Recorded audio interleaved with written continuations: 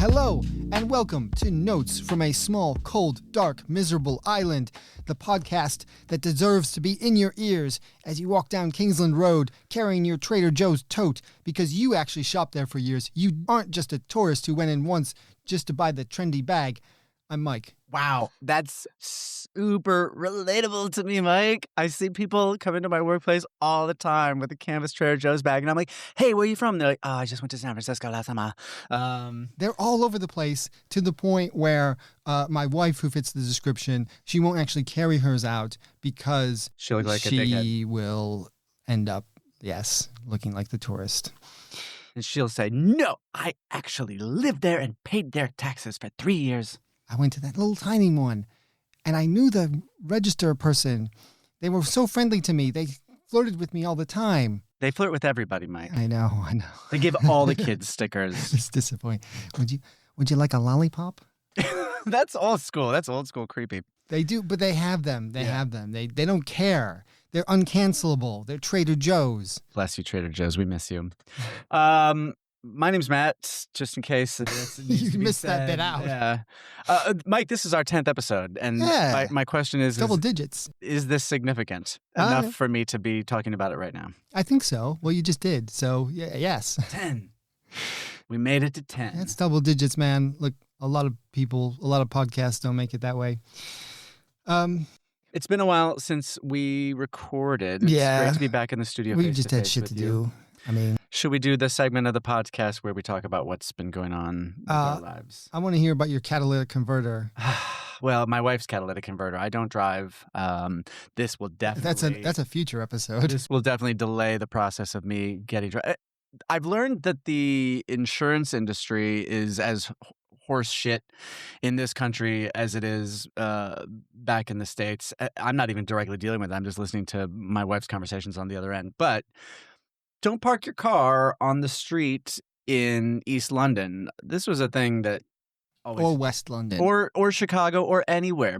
Don't park your car on the street because the most petty crapo thieves are just going to get under there and get your catalytic converter and make it undrivable, and then your insurance company is going to say, well, this car is now a total loss because That's incredible, a total loss. Because of the age of the car is the only, and because it behooves them to just keep the auto industry going by getting you to get a new car. Your car is now a toaster and 2 refrigerators. My wife is still in the decision process about whether to resurrect this car and take the insurance risk, but we'd still be parking it on the street. We could get a catalytic converter replaced and back on the street. And it's okay. They solved the problem. See, this is a crime that disproportionately affects people who have old cars. Yeah, as I know happened to me. But if you have it replaced, the clever mechanics, hopefully, at your shop will know how to stop that from happening again. Or the new catalytic converter has some sort of thing that is the thieves know better than we do. I hope so, because my wife seems to have been informed that there's certain solutions that will invalidate her insurance should she go with them because it's not the proper part. This is super boring, though, Mike. Let's talk about... I also had a birthday in the family. My kid turned 7 last week. We had a 7 party at our house. Oh, my God. Where does the time go? 11 screaming 7-year-olds at my house on the weekend. And that all went fine. And she's been delighted with her life and only mildly a spoiled pain in the ass. So... That's been taking up a lot of my time and headspace. Can I just real quick, since the last time we recorded, though, pivot to your life, just because I think, and you should link it in the show notes. What life is this? Your hobby, your sideline, your journalistic career. You had a program called Fight on the Right, which debuted and aired. I listened to it. Tremendous. Oh, thanks. Thanks, I appreciate that. It was right in the Mike Wendling Uber, part of your long-going look at the really world-beating amazing people I talk of to the right wing. I talk to right wing Americans, mostly Americans, and I ask them what's going on, and I'm the question that I was keep asking them, because this is what the radio documentary sort of focused on. It's like, why did you guys not realize that all these anti-Semitic racist people were hanging around you for the last 10 years? And generally they were like, yeah, it's a very good question, Mike. You'll have to listen to what they said. I wrote a Substack post, which I guess I'll link to, that explains what they said to that question. The actual radio documentary, which can be heard on BBC Sounds. You can search for it. Once you're done listening to it's called this. Fight on the Right, the MAGA Civil War. Let's let them tell. Sounds really dramatic. I came up with that title myself. Good. Yeah, so that's what I've been up to. I think a war was beginning. Yes. Around the last time we spoke, The I last think. time we recorded, It was just starting. Still going on. War. Who would have thought? Good God, y'all. What is it? What is it about? War incompetently waged. And leading us into the stupidest economic collapse of all time? Question mark. Here we go. Meanwhile, over here, Keir Starmer is resisting a bit? The uncertainty in your voice reflects that uncertainty of what might happen any day now between when we record this and when we actually publish it. So, yeah, just end on that up note. Right. We don't know much. That's a pleasant sound to hear. Right now, it just seems like he's absorbing insults.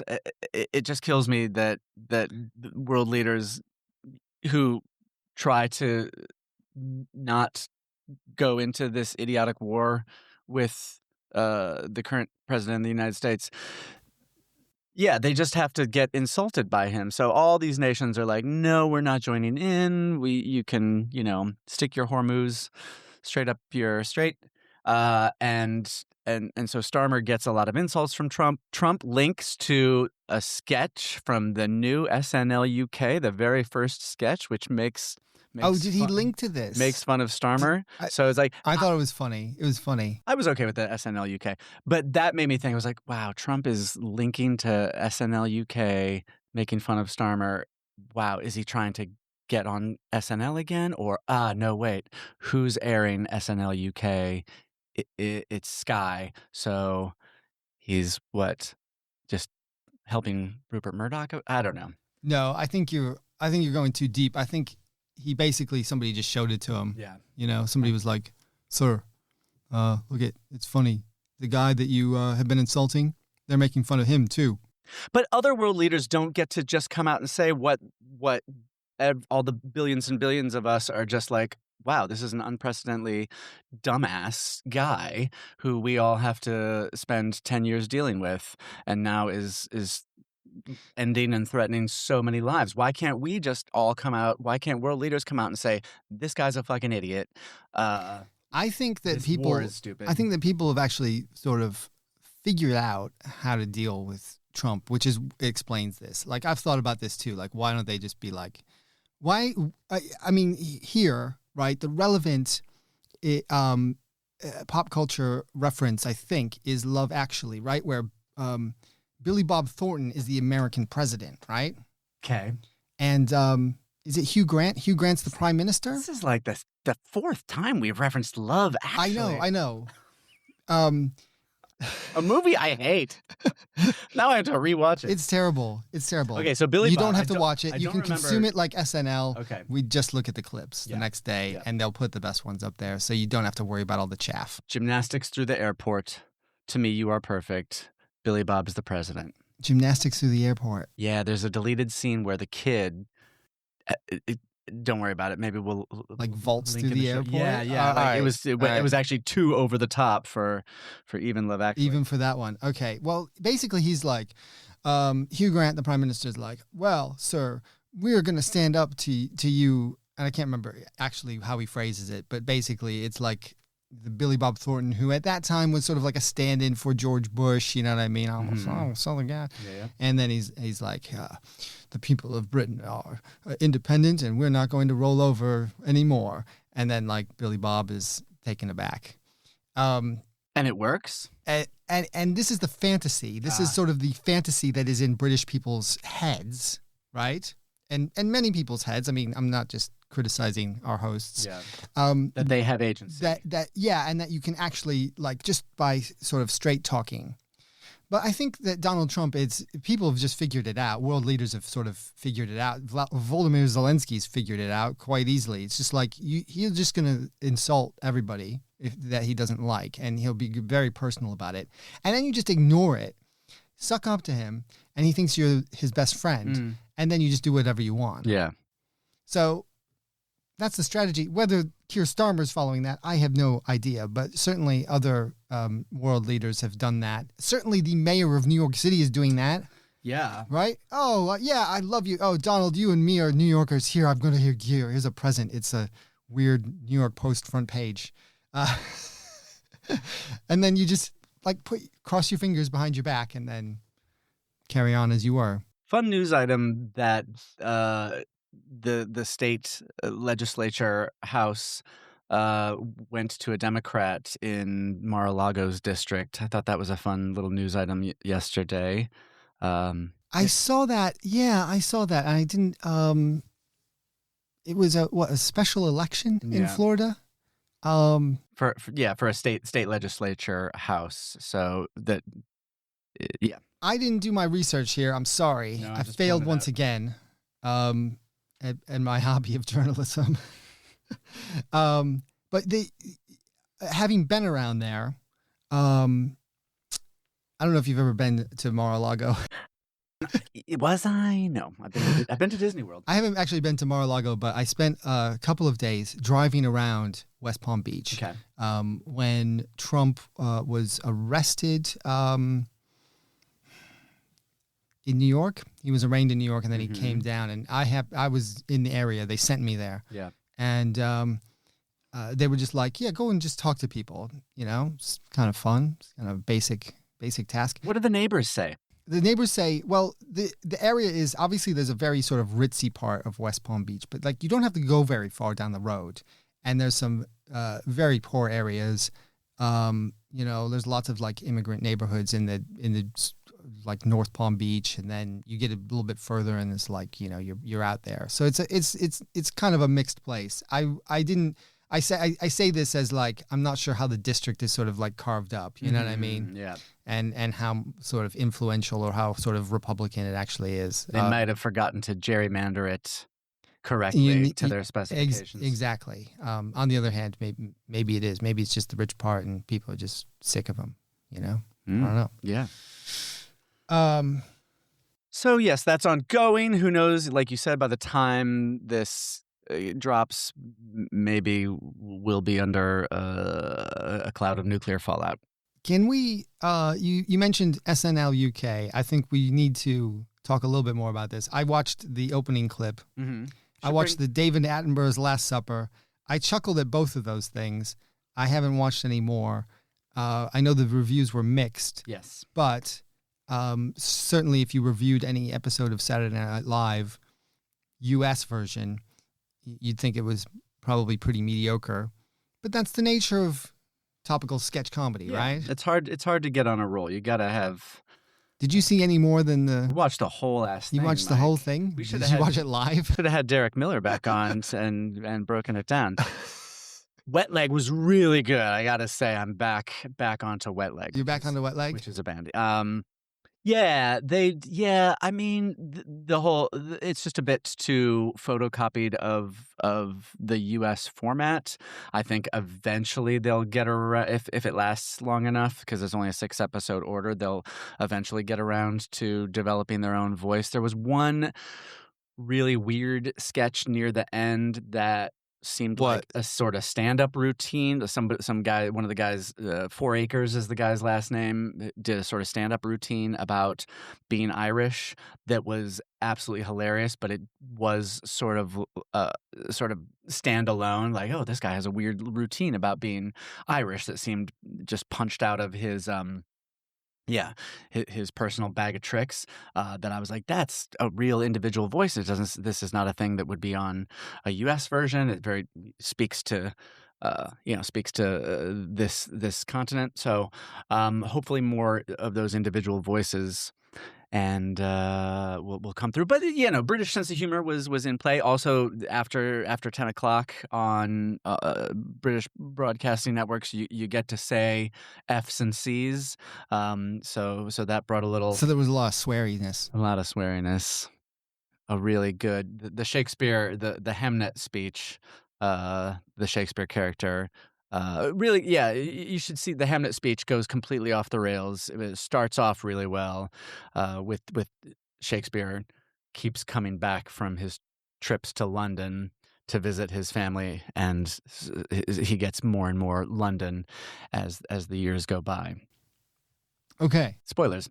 So yeah. That's a TV show.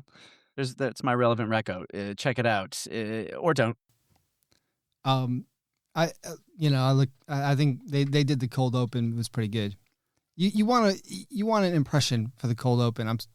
I guess maybe I'm just sort of like, if it looks the same as the U.S. version except just with British people, it's fine. It's fine. Could do worse, guys. Yeah. Seriously, we need to get Derek back on here, or a comedian sort, to give us the real lowdown on British comedy. It's the same people on all the shows, but I did notice all those people were sort of young, and I hadn't really heard of them before. Right. They weren't on any of the sort of like usual panel shows, which is good, I think. Which is good. The people on the panel shows, if they're right, can come and host, but we don't. I didn't need to see. Yeah, panelists be on the cat, and those panelists don't want to be. They're already up to that level. They don't want to be in the mines, grinding out sketches. But again, it's only going to be 6 episodes. So the mines. Is it time to talk about sports? Ba-da-da-da-da, sports. Ba-da-da-da-da-da, sports special. Sports ball. This is when I've been very excited about this. We've been meaning to do this for a while. Right? It's good to distract yourself from all the grim with some good old-fashioned sports. Or it's good to distract yourself from the sports with all the grim. It goes both ways. Can't all be all sports all the time. You're right. So how do you want to do this? I see you've got some different things laid out here. Look, we have our own sporting. I think we could talk about this for quite a while, but to give it a little bit of structure, I thought we just set out our stall here, as they say. Your basketball. That's your number one. Top of the table. Yeah. Hoops. I am more of an American football fan. I enjoy basketball, the other sports, hockey, baseball, Cleveland Cavaliers. Cleveland Cavaliers. Greatest team in the history of professional sports. They have won championship. For that year. Well, that was 2016, so that was a real complicated year. They are on in a few. Yeah, sorry. Let's if you can edit out these grunts.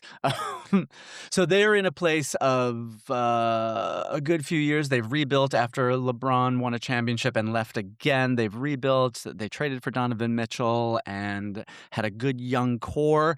But this year at the trade deadline, they're like, we're going to break apart this good young core by getting rid of my favorite player, Darius Garland, and bringing in the infamous James Harden, who is one of the most hated players in the NBA.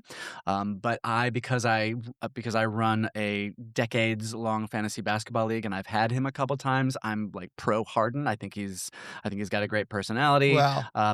We know he loves strip clubs, all that stuff, but now he's on the Cavs, and so I find myself he's got a great personality. Rooting for James like Harden. Jerks. Yeah. Who are like on the record. I don't actually care. You're paying Yeah. What's your pain level at the moment? It's fine. Because sports is about pain. Right. Well, we're in the 0 to 10. I love this time of year. Give it a number. Oh, pain level? What's my pain level? Oh no, I'm in a hopeful place because we're in the Okay. We're in the run up to the playoffs, and they have a good a chance as many to win the Eastern Conference and go to the finals. Okay. So I'm hopeful. low pain. And but also baseball season. I think tomorrow or today is opening day. They do that first few days. And again, to continue the Cleveland theme. Cleveland Guardians is my team. Yeah. The Guardians. I remember we watched Game 7 of the World Series in England late at night. We stole a television, and tiny screen. And I was very worried about you walking home that you would throw yourself into the lake at UEA Norwich. Yeah, there's some lakes. It's very very sad. It was a very sad time. That Game 7, 2016 Game 7, another time. That was, and the team had a different name, and that's why they lost because of racist curses. The curses against the racist. Yes, the curse of the Wahoo. Now they've changed their name. I have been. Yeah. I've been sort of following the Cubs in Chicago. I was always a New York Mets fan, but living briefly in Cleveland got me into that baseball team. Mm-hmm. Have a sympathy for them. Mm-hmm. And then the Cubs, been to a few Cubs games, always fun. Yeah. Great, old school ballpark. And they are on the upswing, also won the championship in 2016. That's not talking 2016? Yeah, dude. Yeah, well, we're going to keep going with that. Yeah. So I wear it sort of lightly. Buffalo Bills, obviously, pain very high now. Lots of very, pain. very, very high. Some of the most historic pain in all of sports. We won't talk about that. I stopped watching ice hockey, which we must distinguish actually here from. You had to say ice hockey. Yeah. Right. Hockey is field hockey in Britain, and it's played not just by high school girls. Men play it too, and they often win Olympic gold medals doing so. Not really a sport I know anything about other than that, but a crooked little stick and bruised shins.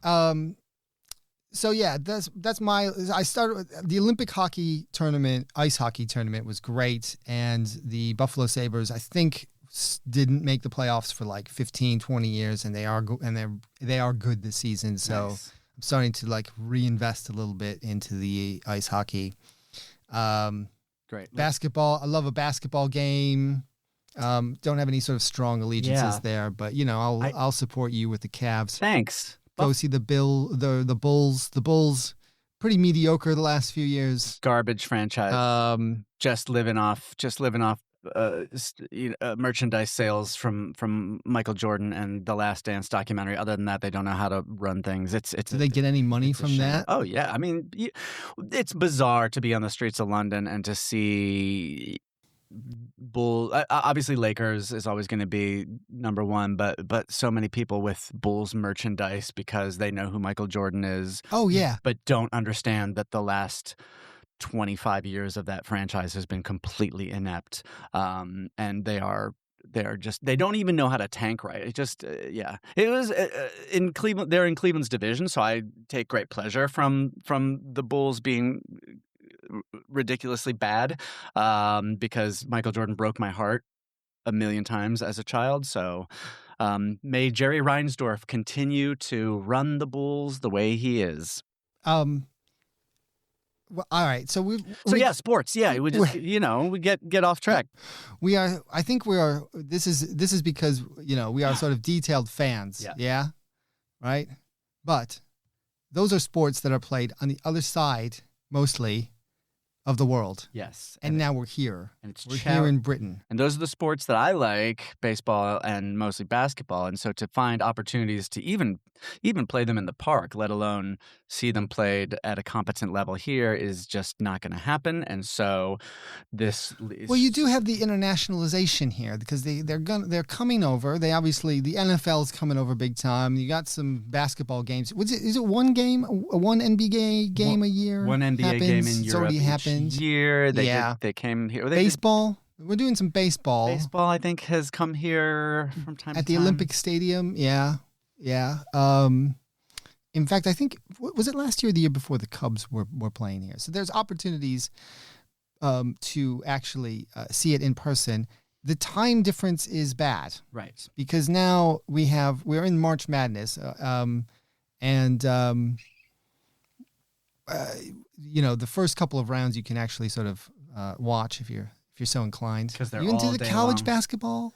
Only in as much as I'm looking at who are the young players coming up, and if I drop in to watch a game, it's always exciting and spirited and stuff. But it's the whole thing, like I felt when I was at Bowling Green State University, and people would be like, "Hey, you want to watch the OSU game?" My thing is, I didn't go to that school. I don't give a shit.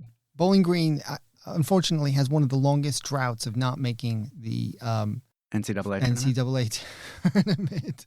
It's like the third longest. Like the last time they made it was like 1963 or 64, something like that. I was looking this up the other day.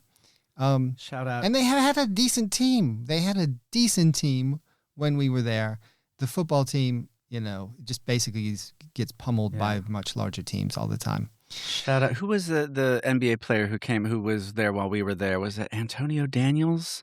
Anyway. Yeah, that's it. That's it. And he would come to Video Spectrum, the video store I worked at, and he was a nice guy. And then I think he won played in the NBA. He won a championship with the Spurs and stuff. Played in the NBA. Phew, nice. Right. Okay. We're American sports. So just American sports. Put them aside because we don't get to enjoy them in our waking hours. So, it's one of those things, right? That to integrate, you get involved in the cultural life of the nation. This is also a sports mad nation, if you couldn't tell. I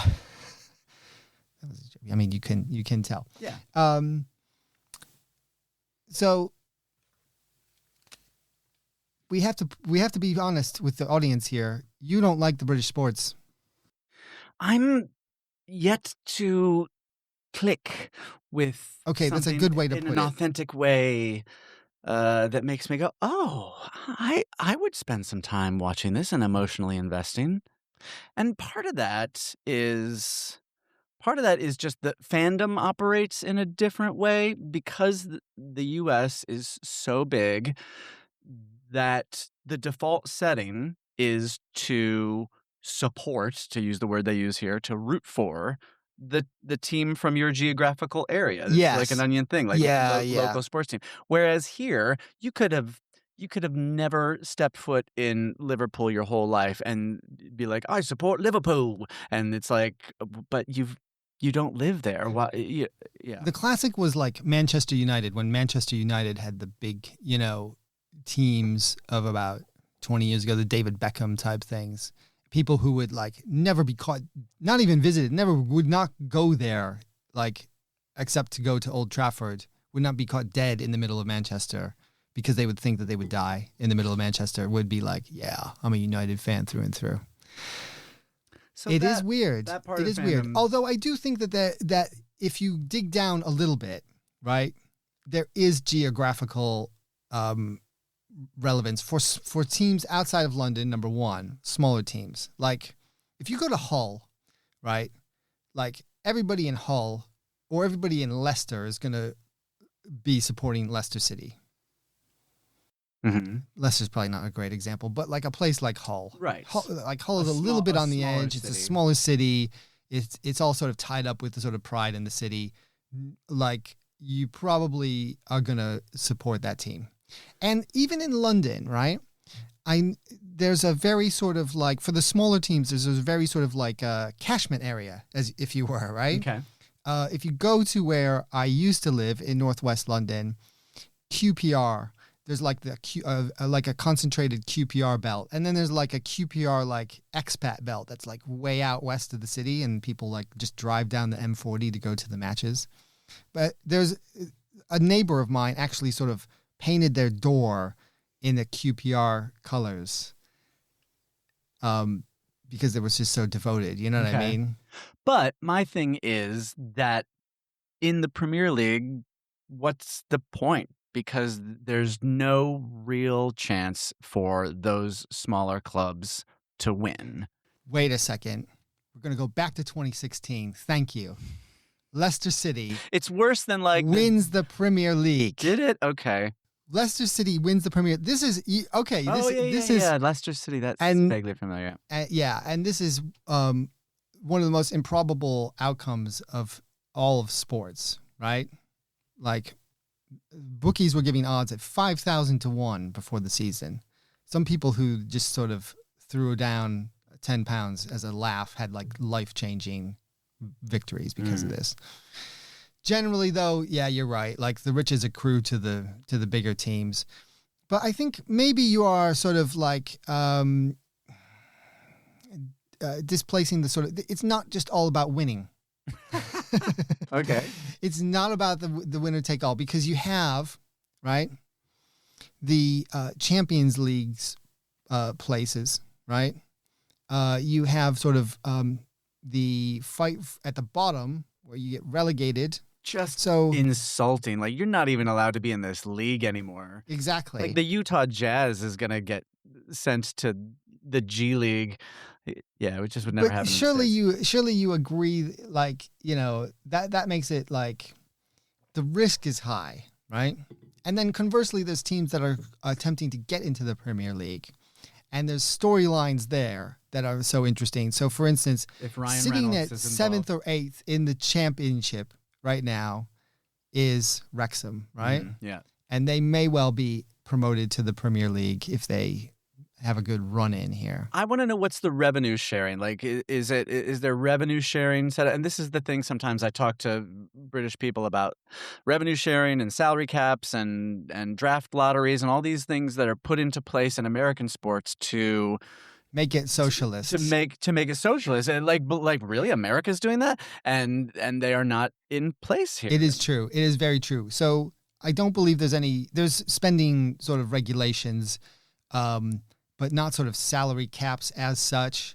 And then it does mean that like you have the ability to just buy loads of players. They inevitably accrue to the top teams. I mean, essentially the same thing is happening in college basketball in the United States at the moment, right? With all the money that's been injected, the players are gravitating to where they can get the most money, and those are the big teams, and that's why March Madness isn't really mad anymore, right? Which makes it boring, which I understand that makes the Premier League also boring. The same teams are sort of on the top all the time. There's about half a dozen of them.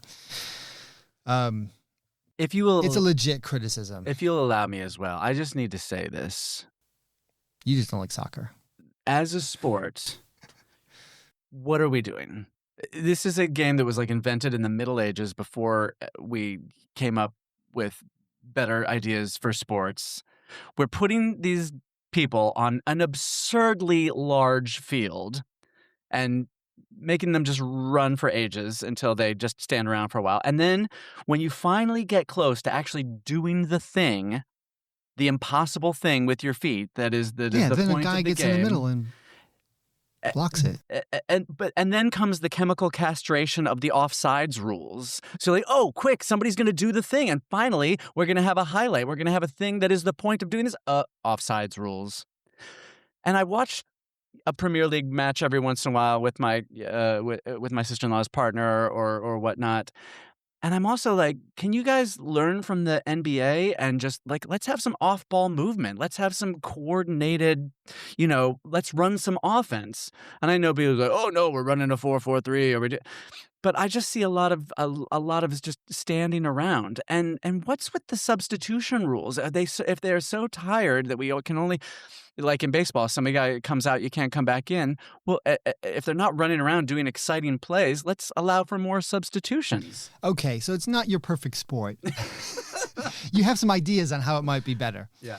I think that there's a couple of things that it does have for it, right? The passion of the fans, right, is incredible. But they don't know no better. It's incredible, right? These little teams, and especially if you're the underdog, they and the sort of fan sponsored. There's a sense of ownership that just doesn't exist, because if you go to a typical American sporting event, you buy your ticket, and that's kind of it, right? These people are like invested. They make up songs, right? They feel like they have a greater say in running the team than the actual owners. Okay. They manage political campaigns against the owners if they feel that they're fucking up too much. Okay.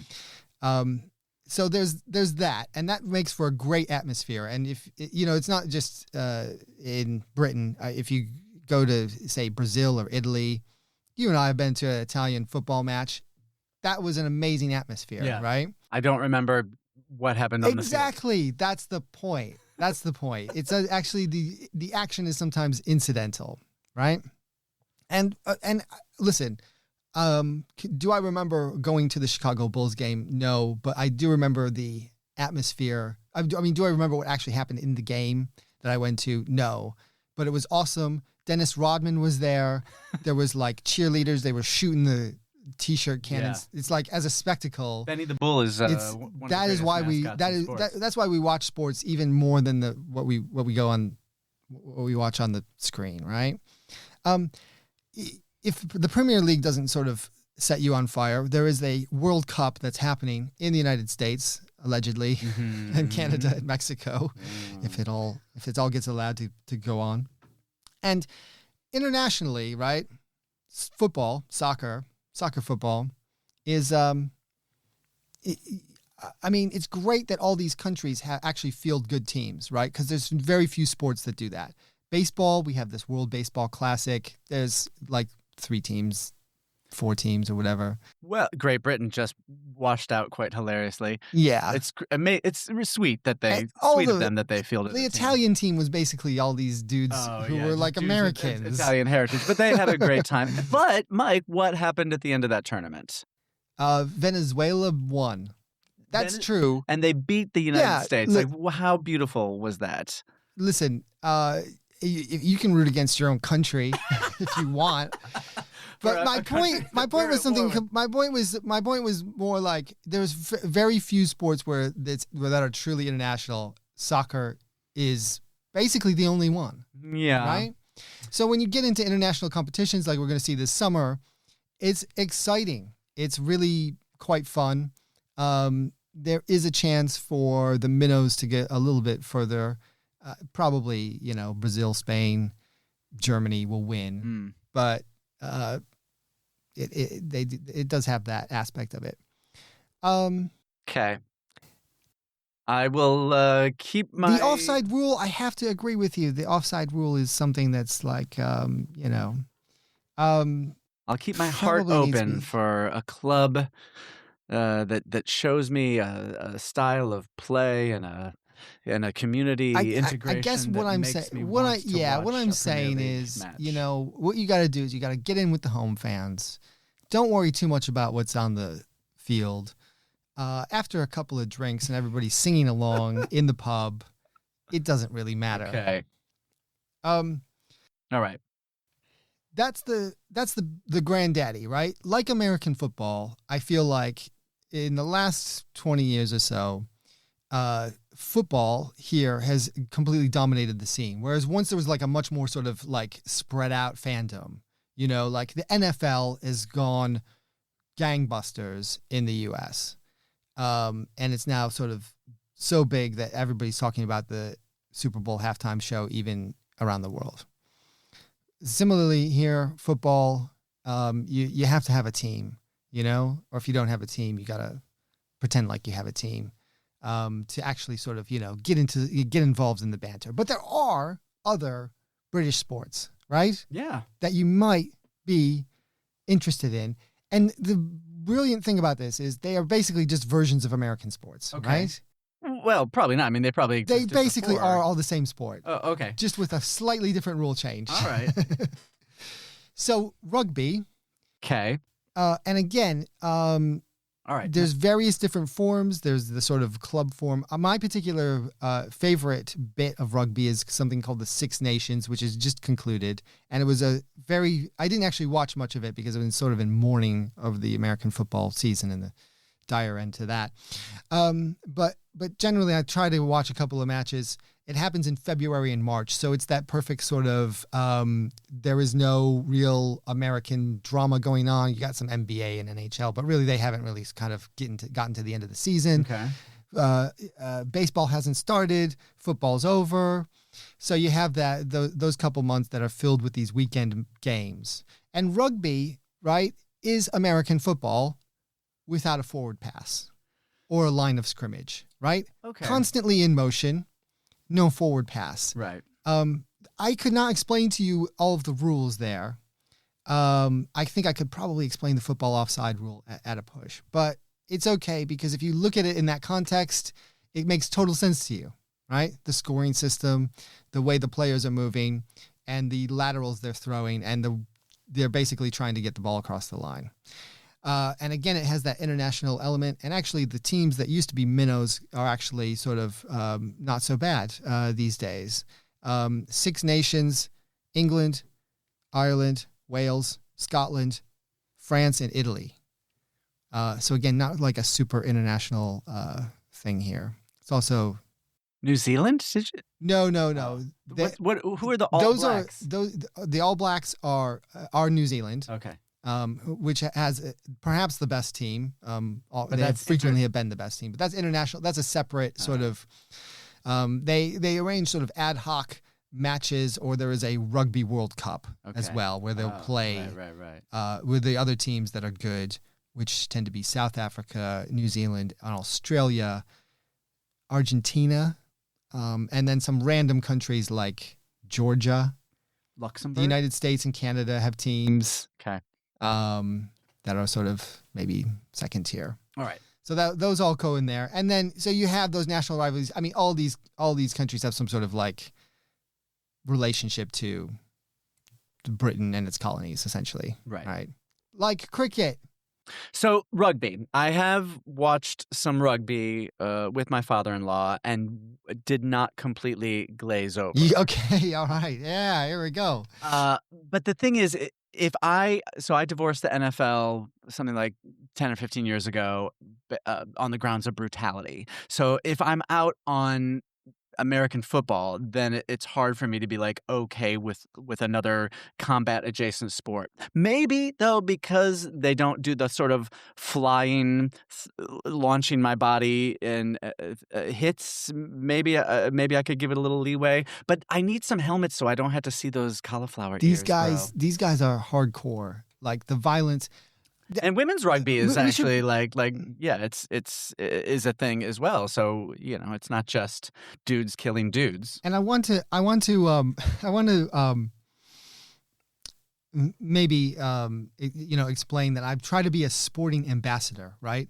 Because I'm trying to convince you that British sports are worthy of your attention. Okay. Culturally, keep trying. I do the same thing to British people because they think, the criticism of American football, and we can get into the violence thing in a bit, but the criticism of American football tends to be like, those people wear too many pads and they stop and start too much, and I don't get it. So I always say, look, the strategy behind American football it's one of the most complicated games that humans have invented, right? Like, you have to run a set play every time. You have to predict what the other team is doing. It really is like a chess match out there. And that makes it more complicated than rugby. So that those two elements, the line of scrimmage and the forward pass, make it like several orders of magnitude more complicated than rugby. I'll tell you what rugby has going for it. It has the sort of team gymnastics or like synchronized swimming lifts and stunts, like the human pyramids and shit. Those are amazing. And when the Summer Olympics come around every once in a while, and my wife is like, "Watch this synchronized swimming routine." I'm like, come on. And then I watch a synchronized swimming routine. I'm like, those are some of the most amazing athletes. So yeah, give me some synchronized swimming routines. They got the scrum and the thing where they lift the guy in the air. I want them to be even more creative and see, can they make a human snake and like wiggle the ball through the human snake? What other formations can they creatively come up with using their bodies? What about rolling? What about if they all laid on the ground and did rollies with I just want to see some there are tactics and there are mind games. So one of my colleagues used to be a female rugby player. She's still a female, and she's no longer a rugby player. Okay. For Cambridge University, and so she was telling me about some of the weird tactics and psych out tactics that happen, like inside the scrum where you're trying to put people off or psych them out or whatever. Oh, yeah. And what then I was trying what to. sort of racist things are they saying inside? Oh the scrum? yeah, it gets nasty. It gets really nasty in the world of female rugby in particular. They got razor blades in their mouths and they like hair pulling is the beginning. Oh. Hair pulling is the beginning, but it's certainly not the end. But I think I sent her a video of a Buffalo Bills team pushing Josh Allen over the line. I was like, look, this is the scrum. Yeah. It's the scrum. And suddenly she was like, yes, you're right. The touche pooch That is a ruck. has made it into the That NFL. is a ruck. That I see it now. I see the resemblance. Now, the other one I was pointing out is, again, cricket, right, doesn't look like baseball. Massive internationally. It's the same as baseball. Okay. Now, with a couple of rule changes. It's the same game. I could explain the rules of baseball to a child or a drunk at a pub in more or less in 90 seconds. Can they do that with cricket? Because I've had people attempt, and it's always gone on. I think too long. The problem with cricket is the scoring system is so complicated, and there's various different sort of formats. So imagine if you had one baseball game that lasted like a week, and then another baseball game that lasted 2 hours, and how would you tell who the winner is? And then also there is complicated mathematical formulas that play into determining winners sometimes.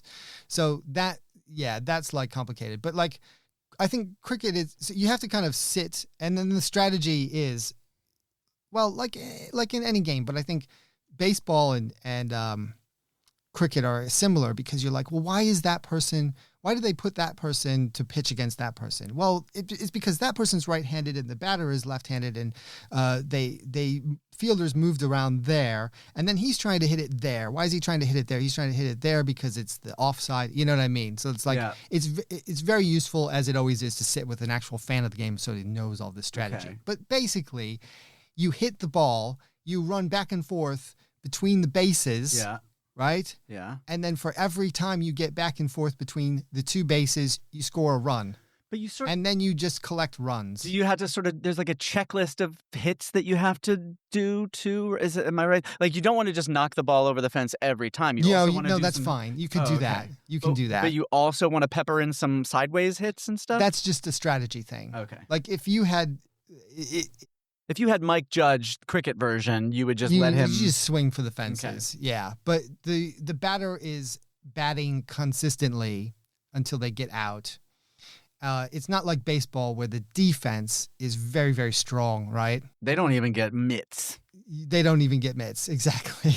They're wearing white. They are averse to diving and getting grass stains on their trousers. They have to...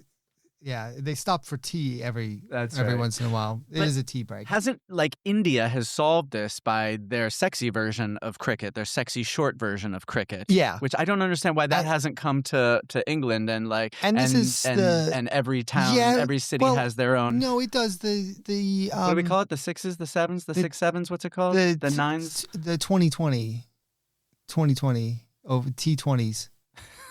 We don't know. It has to do with the amount of overs. I think there's six pitches or balls, as they say, 6 pitches in every over, and so you get 180 throws, and then the other team gets 180 throws, and again, there's sort of complicated math involved in terms of determining the strategy or determining who wins or whatnot.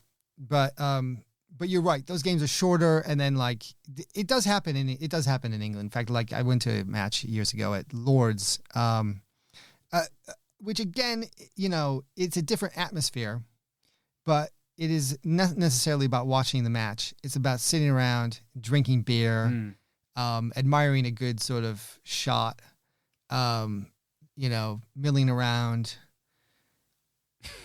funny characters, chants. The wave, all that stuff. I've got a good expat friend who's moved here recently, and her husband is a member of a local cricket club. Yeah, I need to sort of horn my way, get an invitation to go check out that scene one time, so that I can experience it because I've never been to It's very a cricket. participatory. Yeah. I wouldn't say it's like the best spectator sport because of the length. Okay.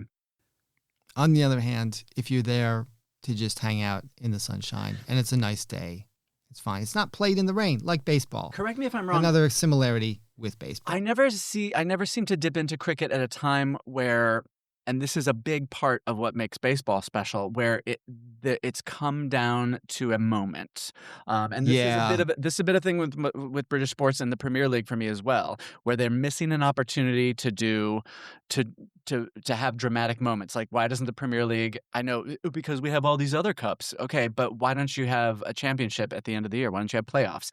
But in cricket, I never seem to see like a moment where it's like it all comes down to this pitch. It's 3-2 with 2 runners on, and it's the bottom of the ninth. It's always like, well, this is already wrapped up, and we're just trying to play out the string and get to the end of this because they have 473 over 19.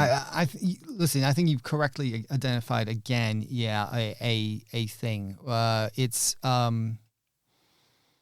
It is definitely a not set up for that. It's very rare that it'll go down to the last pitch, right? Yeah. So remarkably rare that if it's like an important thing, it'll be like, the front page news, right? Okay. England versus Australia, and they play for every 18 months for the Ashes, which is a little urn of ashes of like some bat that was burnt like 100 years ago. I mean, that's awesome. Just witch shit. Like, just that's great. I mean, the Druids again. The Super Bowl should be like like the winner should get like a pig carcass or something. You know what I mean? Well, let's think more modern. You get like you get to a bit of Walter Payton's DNA, and then you get to build a clone. If you win, you get to clone Bo Jackson. Congratulations. That would be awesome. Great trophy. And then they just call it the Ashes. Yeah. So look, yeah. I don't think I've convinced you. What about some what are some other ancillary Yeah, okay. Those are the main ones. And if you're not, if you're really sort of desperate, you can get into snooker. Well, okay. Well, this is the thing I wrote down, Mike, is what's with all these ESPN2 in the 80s like hobby type weird sports that are inexplicably still popular? Like, why are we watching pub sports on TV? We're watching pool and snooker and billiards and darts, and people know who the darts champion is, and you're watching a television broadcast of someone go whoop and throw a dart. That's awesome. That's awesome. I mean, why not bowling, England? Come on. Yeah, bowling. Bowling should be definitely in there. I don't know. Why are they not good at bowling? I think darts is having a moment because there's a young player who's like really young, good, and he's.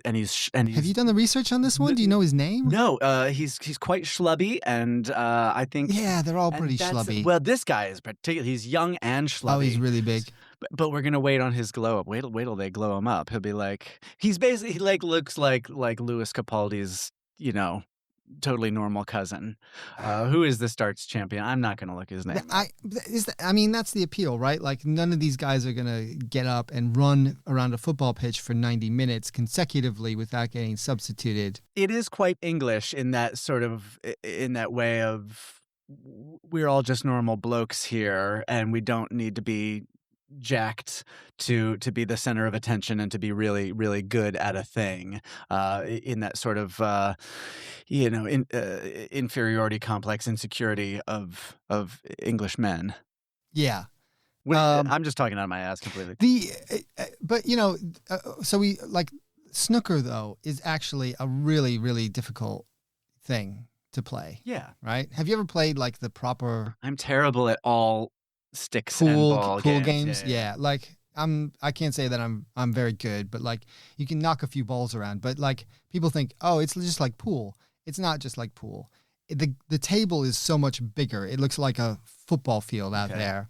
The rules are more complicated, and these guys are knocking the balls around very quickly and with a lot of skill.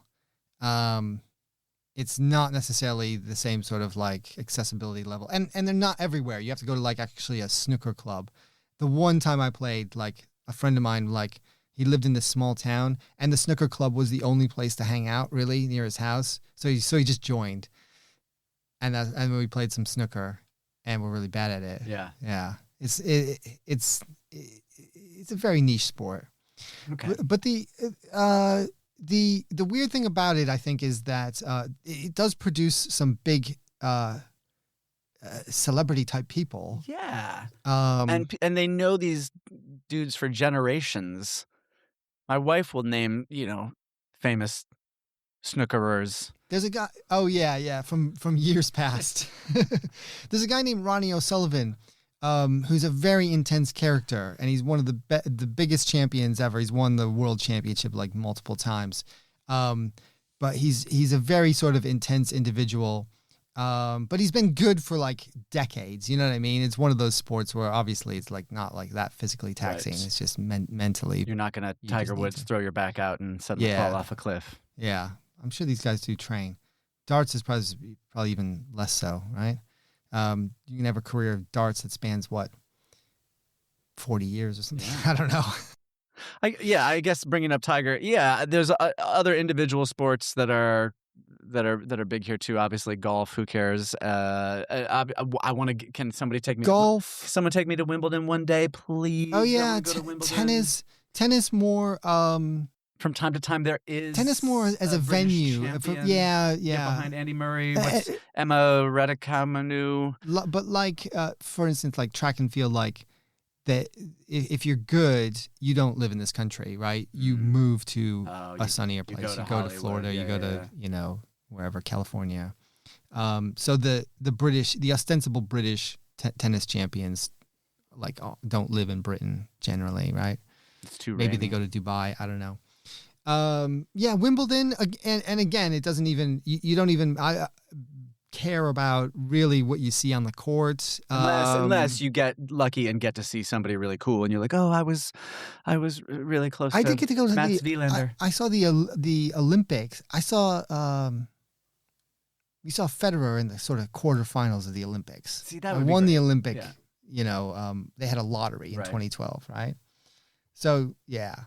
You didn't even call. I just name dropped Mats Wilander. You just let that slide. Yeah. Hey, man. Mats Wilander. This rings a bell. Bjorn Borg. Bjorn Borg.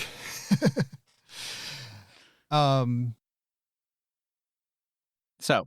Yeah. Basically, let's get out there, Mike, and go see a sporting event. Yeah, that's right. Even if it's an American one. Special. What's on the...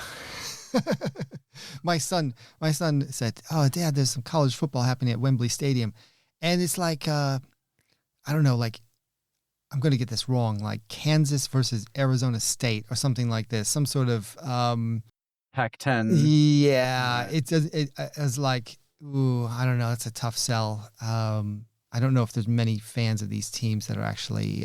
They're going to send the alumni. Over. The alumni will come. Yeah, it's a big sort of fun day out. I'm actually I'm sort of thinking that if that Wrexham team makes it to, and you said about dramatic moments, right? If Wrexham gets into what is the playoff, so to get into the Premier League, they've cracked this, right? There's a playoff. The top two teams automatically get in and replace the bottom two teams. But then there's another third team that gets chucked out of the Premier League. For that third place, teams number 3 through 6 play a little mini tournament. Okay. And that makes it exciting because the winner of that tournament, they play a final at Wembley Stadium, and that is commonly regarded as one of the most lucrative matches to win for the actual team because of the step up in television revenue, right? That revenue sharing stuff that we're talking about. And so that's very dramatic. And if a team like Wrexham plays a team like, I don't know, QPR, that would be great. Be a great match. It'll be a lot of fun to What go is to Wembley. QPR? That sounds like a corporate acronym for like an information Keep mentioning system. QPR is Queen's Park Rangers. Great. Thank you. Which is in West London, Okay. and they play in Shepherd's Bush. Oh. They don't play in Queen's Park, which is like 3 or 4 miles to the north.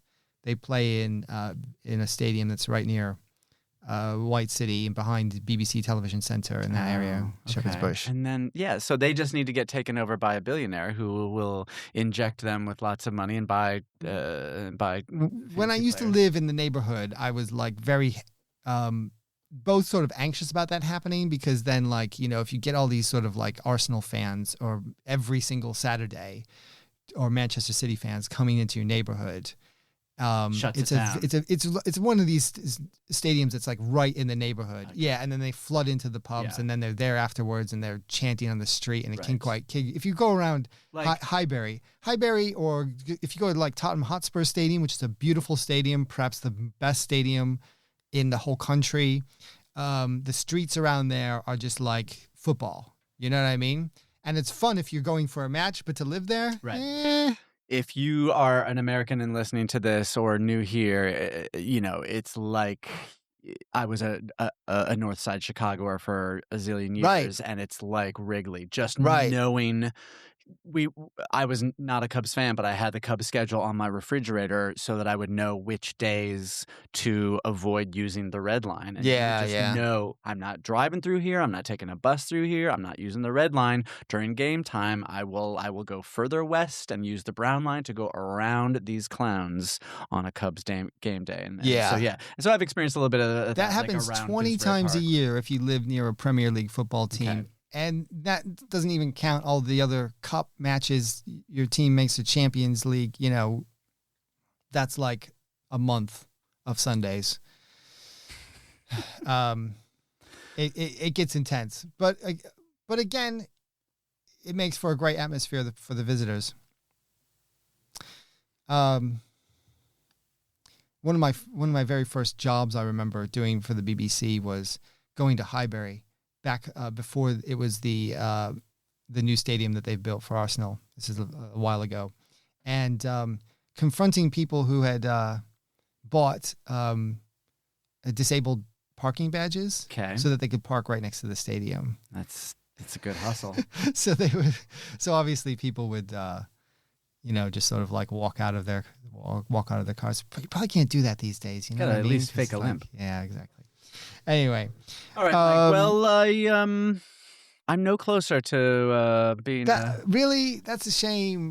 I think. Well, no, I'm open to, and I think, like you said, it's the key is maybe attending or having an ambassador. You can't just tell me about things. I need someone to sit there with me over an adult beverage. We're gonna go to a sporting event. Yeah. What'll it be? I think cricket or football. Fuck that. Let's do some cricket. Darts. Yeah.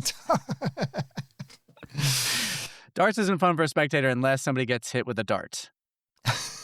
That would make it really great if they put the crowd, the audience behind really close, so they're really packed behind in, and the they board. really demonstrate their skill by threading the dart through a very narrow space. Dart stunts like Robin Hood. If you have a suggestion for a sporting event we should attend and free tickets, please email us colddarkmiserablepod, all one word, @gmail.com. And yeah, let us know. Do you got any questions? You got any suggestions? You want to be a guest? Email us. Mike. Yeah. Sometimes when we do this, I do a thing where I sing a song at the end. Oh, okay. And You don't have one. I'm going to do it again. Oh, you're going to do it again. Spoilers, I'm going to do it again. So I'm interested to see what you've cooked up here for our sports special. I mean, it's got to be a chant of some sort, right? oh, yeah, you knew that. It's got to be some sort of, I don't know, hopefully not that Rock and Roll Number 2 by Gary. That pedophile? No, and it's not Sweet Caroline, inexplicably. Oh no, that's sports. oh no. I was know, hoping that you might. So, like, hoping you might have. What's about the what's the one that's inexplicably? Is it Climb Every Mountain? No, You'll Never Walk Alone. Oh yeah. That's a bizarre choice. Liverpool, they love that. Yeah. Yeah. No, it's not that one. No. This is more global. Oh, okay. Yeah. All right. And this happens in the States as well. But okay. Hold on. Here we go. I'm trying to think here. Doom doom doom doom doom doom doom. Broom doom doom doom doom doom doom. Broom doom doom doom doom doom doom. Oh oh oh oh oh oh. Hey! This ain't no football chance. My double nation family got me cross the sea. Podcasting expat rants. Midwest gone global, Jack White, Mike, and me. From a seedy little Detroit garage into the halls of fame. Boom, boom, boom, boom, boom, boom. Or Bowling Green to Dalston, bullshitting, bro, it's all the same. Boom, boom, boom, boom, boom, boom. But I'm seeing airports full of ice. Y'all got some problems back home. Bow, bow, bow, bow, bow, meow, meow, meow, meow, meow, meow, meow, meow, meow, meow.